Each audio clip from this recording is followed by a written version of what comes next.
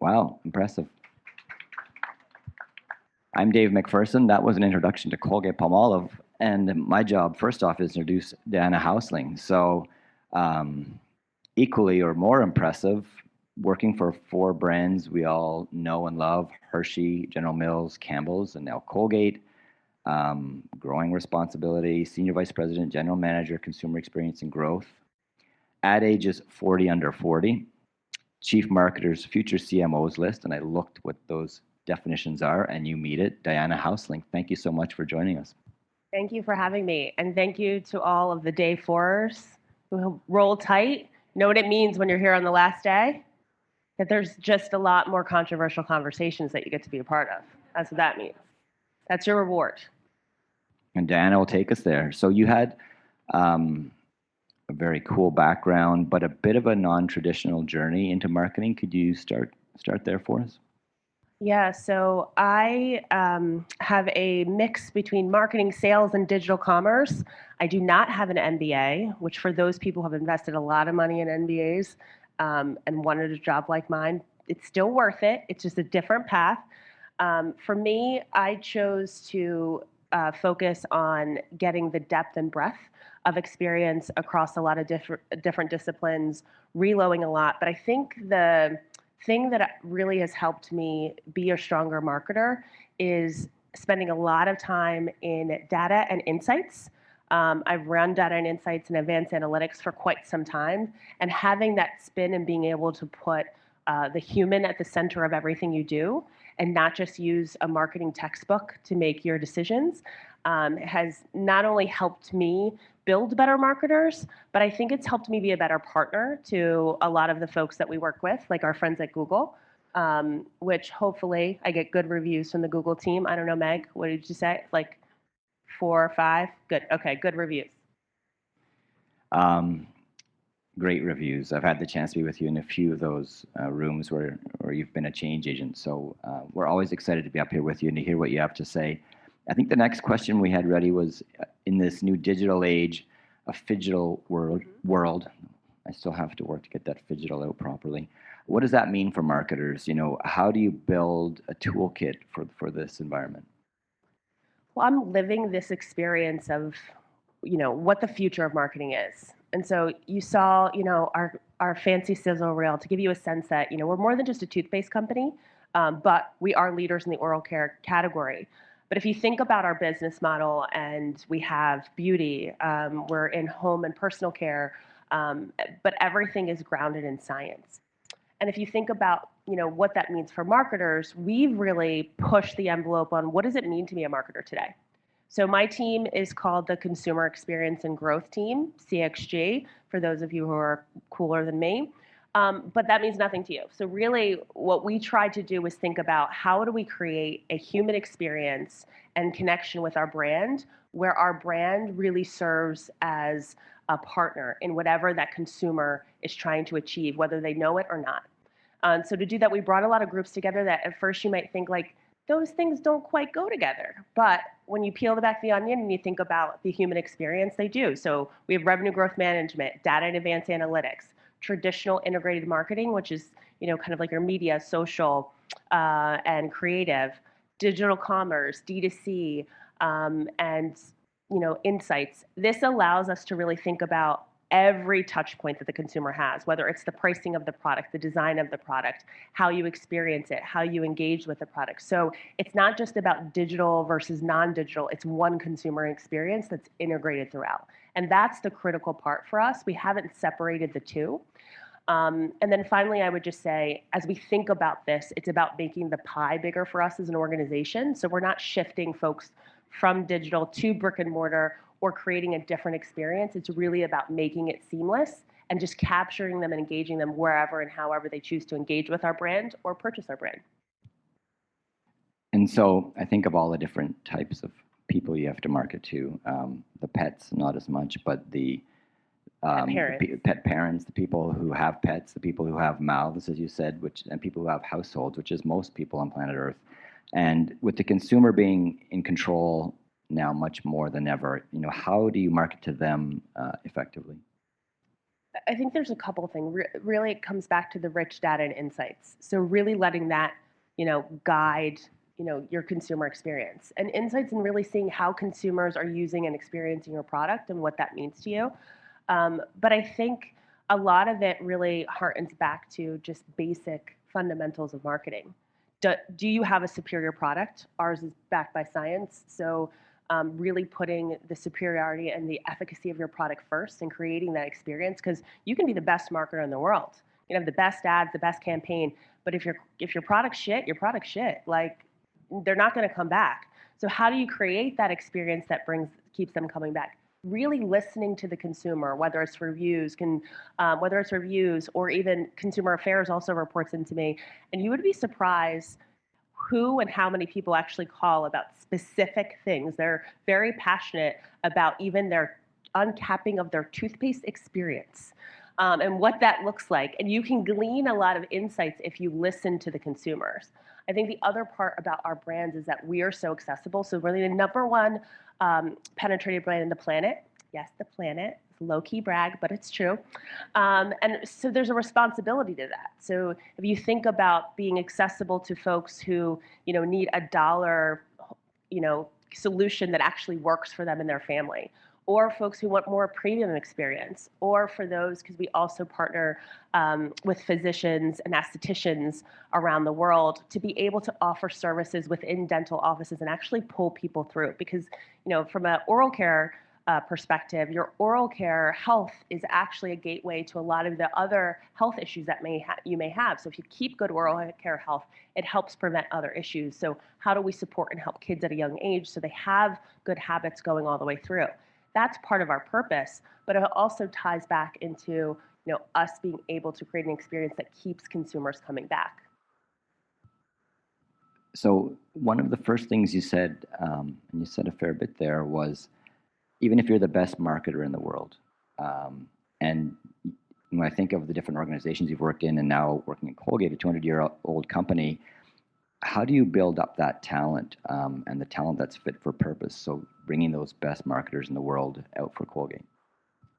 Yeah, I think that is a challenge that we have across the marketing industry right now because, while our traditional ways of doing marketing have evolved slightly, consumers and the world has evolved that much more quickly.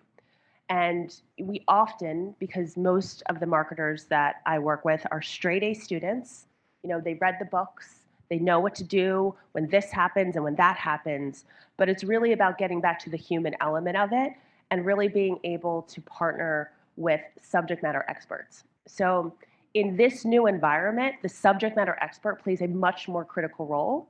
And marketers are less doing all the things and more orchestra conductors. See how I was able to use a non-sports analogy for you men in the audience? If you can do it too.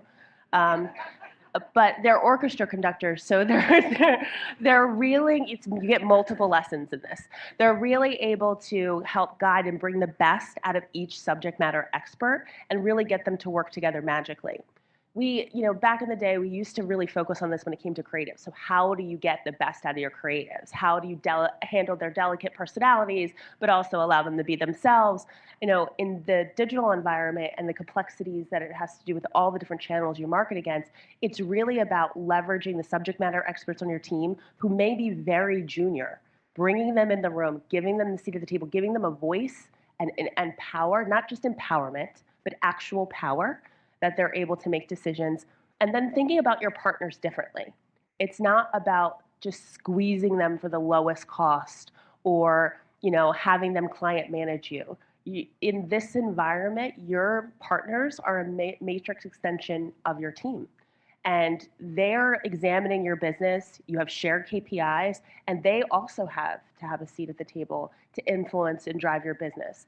It's long gone are the days where brands can kind of run it on their own and kind of have their partners over there. And I think the more and more we think about marketing as a team sport, see, I brought it full circle, then that's when you truly win. So I think the title of our session was the nonlinear funnel, and that funnel just doesn't exist in the same context as it did before. So how are these marketers making decisions in this environment? Yeah, I think the funnel, along with P&Ls, are some of the archaic constructs of the past that are really holding us back from providing exceptional experience to our consumers. It's not that there isn't something to upper funnel, lower funnel. It's just that it's more complicated than that for consumers. So they can start at the upper funnel and then decide they want to go to purchase right away. They can come in the lower funnel, be in the process of making a purchase, but also be gaining information and education to influence a future purchase. So that linear way of thinking of, the consumer is going to sit in front of the TV and pay full attention to the TV. And then they're going to fall in love with my product, and then they're going to walk all the way down this lane to purchase is a fallacy. And so we really have to start thinking about first, what are the touch points in the experience? Put the funnel aside. The funnel's great for when you have to think about where things sit in the P&L above or below the line. But what is the experience you're trying to create? What is the actual job to be done? And then not start with the tactics, but what are the right touch points that enable us to, really drive that experience for consumers?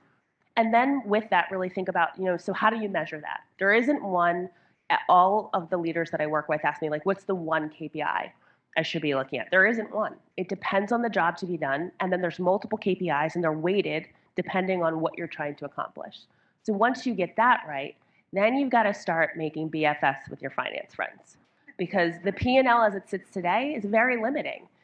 If you want to move at the speed of growth, at the speed of progress, you have to be able to be hands on keys and shift rather quickly. The constructs of the P&L that we have right now are very rigid. So really partnering with your finance friends and legal to figure out the loopholes. That's why legal is my best friend, because I'm the loophole queen, so that you can work around that P&L and be able to shift dollars to where they need to be so you can ultimately grow and drive your business. We get the right video. I think that went through legal, right? So thinking back to the last 4 days and maybe the last couple of weeks, Brand Week, AdWeek, and the Brand Innovators 4 days that are here today, a lot of things I kind of said over and over.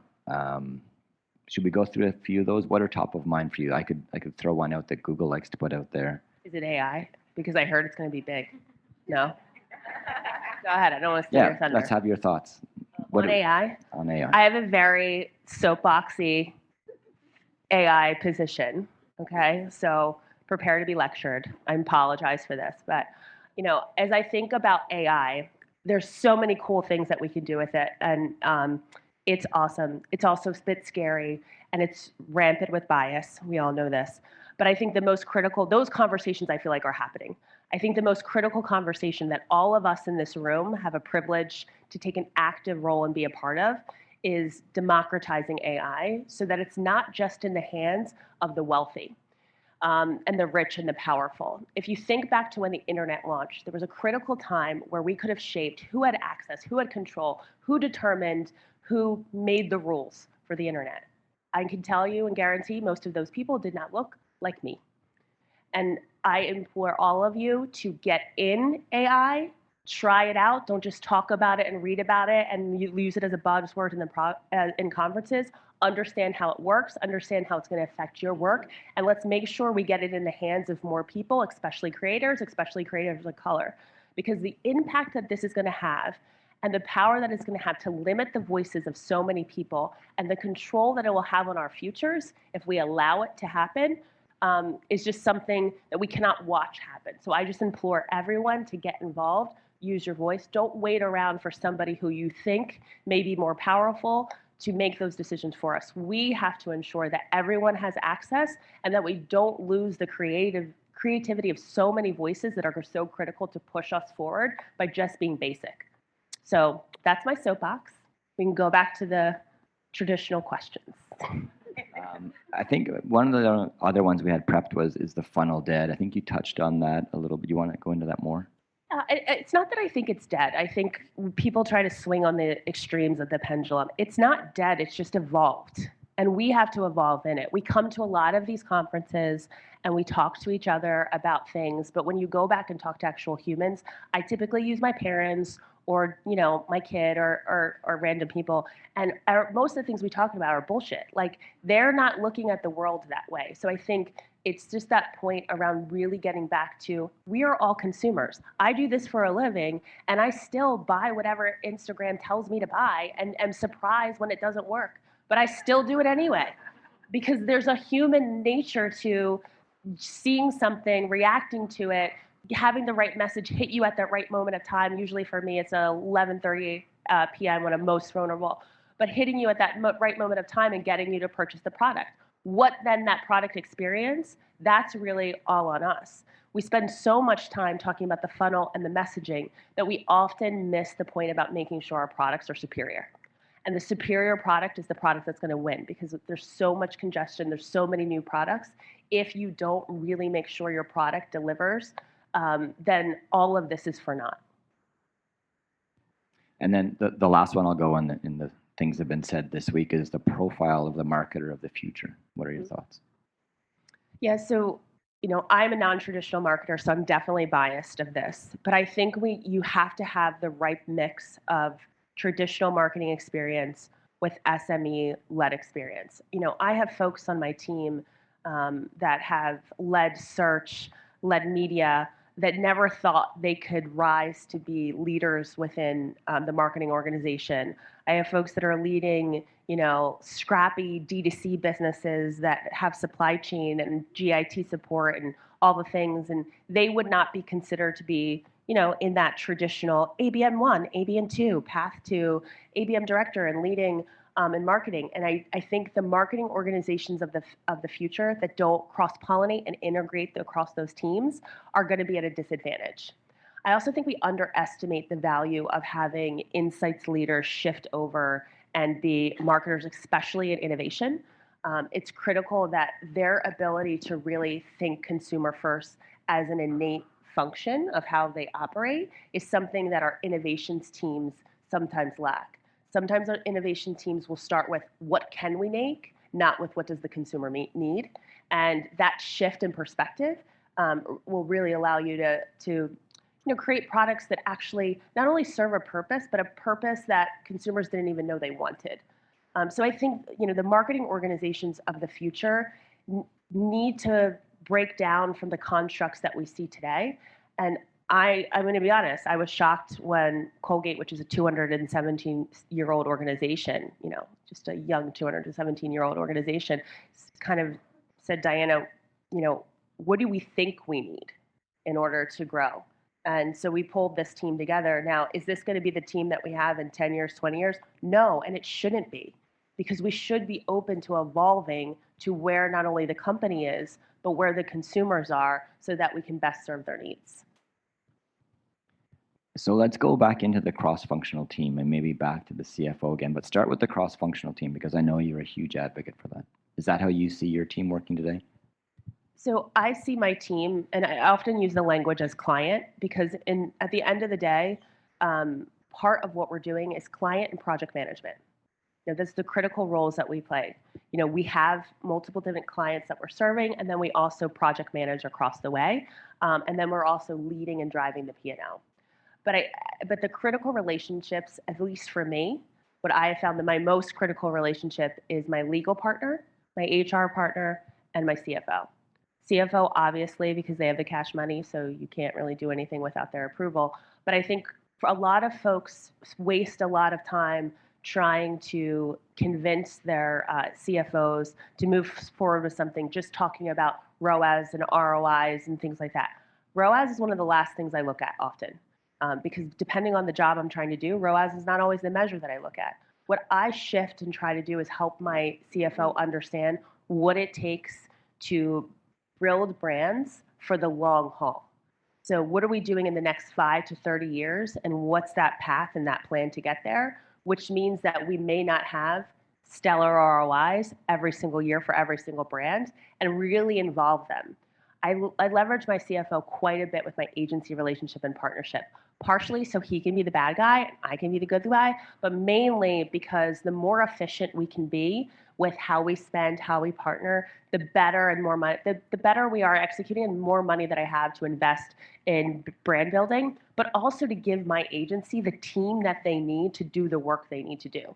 The more involved he is, when I say I need to add 5 headcount to the team because we're doing data ramen, I actually need the people who are ingesting the data to understand the data they're ingesting. So it can't just be an intern.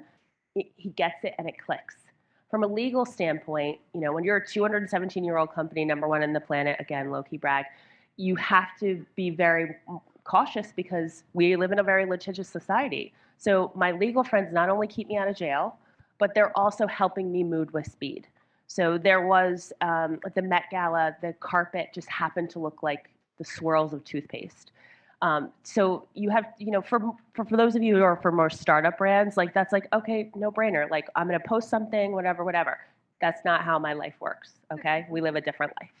So to be able to go through legal, get the approval, do the post and do it in under an hour, means that we have to be lockstep in how we work, how we process, not only to protect our brands, but also to be able to be a part of culture. So it's really critical that they are involved, especially as you think about things like AI. How are they helping you get ahead of what could come? And then HR, I think most of us highly underestimate the value of HR as business partners. So I had a lot of my HR friends come to these conferences so they can understand the work and what we're trying to accomplish, so they can better understand the type of talent that I need to pull into the organization. So they could start assessing gaps because I have flaws, quite a few of them that my team and son remind me of very often. But we spend so much time focusing on how to fix the flaws. You're not going to do it. It's not going to happen. But you can hire around your flaws so that you really have a team that's making 1 + 1 10. You're leading me perfectly through my cards, so thank you.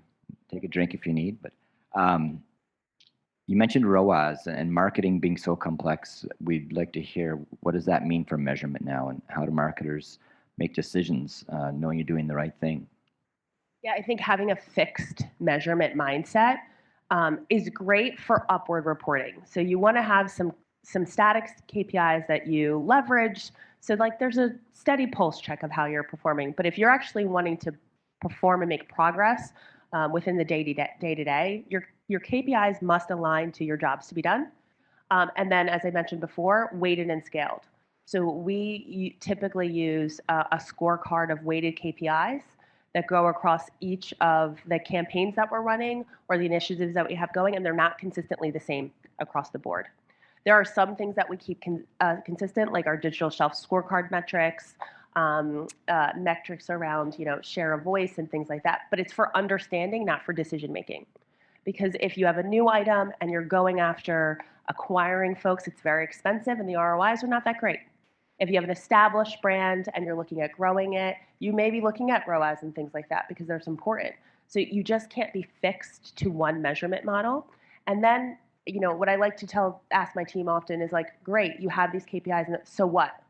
So if it says this or that, what are your benchmarks? When do you start to shift? When do you replan? When do you pivot? So it's about the measurement, but also about the action. What's going to prompt you to do something different? What do you see that then says I have to pull everyone together so it's not like day 30 and we're like, oh crap, this has been on for way too long and we haven't done anything about. What are your trigger points? So it's a combination of weighted measures, scorecards, and then your trigger points for action and pivoting. So we covered a lot of ground. Maybe one more question. We have some time to throw questions out to the audience, so start thinking of your tough questions for Dan. Yeah. But the last one from me, with the focus on efficiency, I know Colgate is a fantastically efficient company with global supply chains, but this focus on efficiency also in marketing, we're wondering about the trade-off with creativity. And can you tell us how to find that balance, and how will creativity play a role going forward? I think it depends on your definition of efficiency. Efficiency is not always the lowest common denominator. So you have to be very clear on what are you trying to achieve. So if you're trying to achieve that brand love and engagement, efficiency looks different.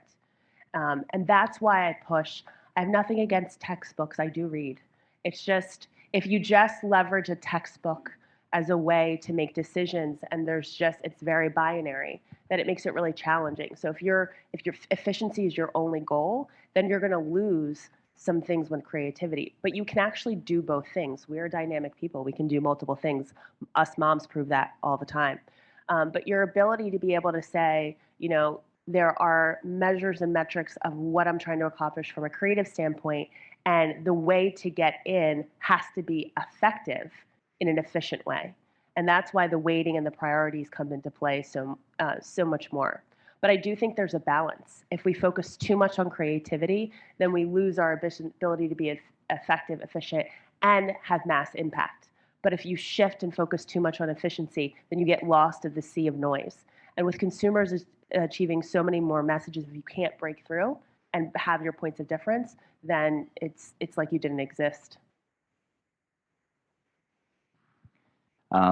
So that's it from me in prepared remarks or questions. Anybody have anything they want to throw out there for Diana? Do we have mics we should pass around, or I can hand mine out?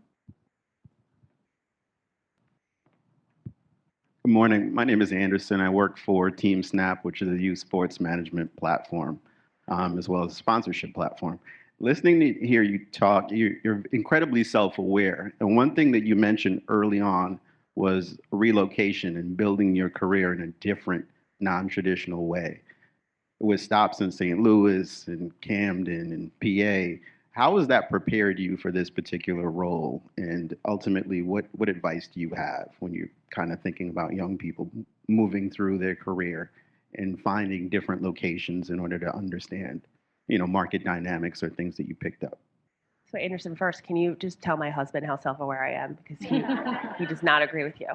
I have a very focused conversation when it comes to career, and I speak primarily to Black women and Black people, but I trust me, you can find yourself in it. But specifically when it comes to your career, it's very critical that you think about, ultimately what you're trying to achieve and where you want to go, and kind of set the blocks in place to get there. But the critical point to getting there is not just the moves and the jobs, but it's sponsorship. Anyone, everywhere, who's ever gotten in their role, I don't care who you are, how smart you are, how pretty you are, sponsorship got there. Somebody saying your names in rooms that you weren't in and putting you in positions that you necessarily didn't have access to, giving you opportunities, projects, opening doors for you. That is how any person that is successful has gotten there, including myself. If you have the privilege to surround yourself with people who are successful, don't waste that opportunity. I network with intention, so most of my mentors and sponsors do not look like me. And it's important to have folks that don't look like you, because I specifically ask them, what are those things that I don't know about that I should be asking for?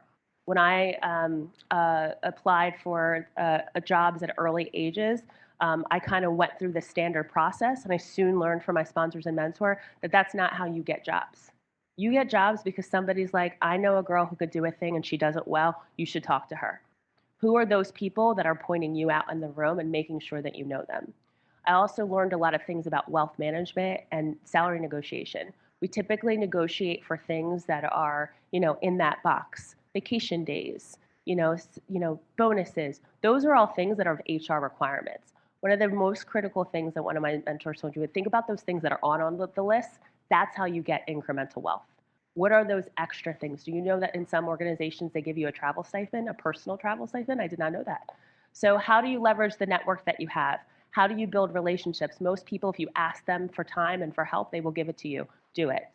Kill your day job, and then make sure you're intentional about where you want to go, which I wasn't early in my career, and now I am more intentional. And then the last piece is really understand your motivators.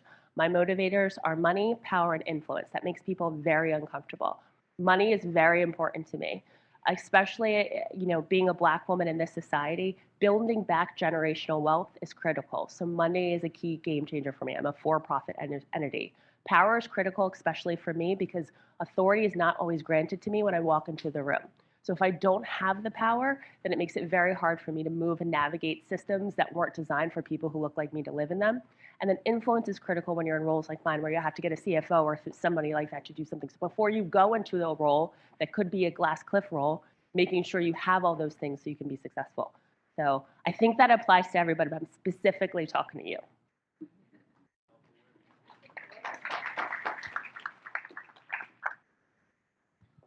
Hi, how are you? I'm Barbie from Freeman Company. Hi, Barbie. Wonderful to meet you. I've had a big summer.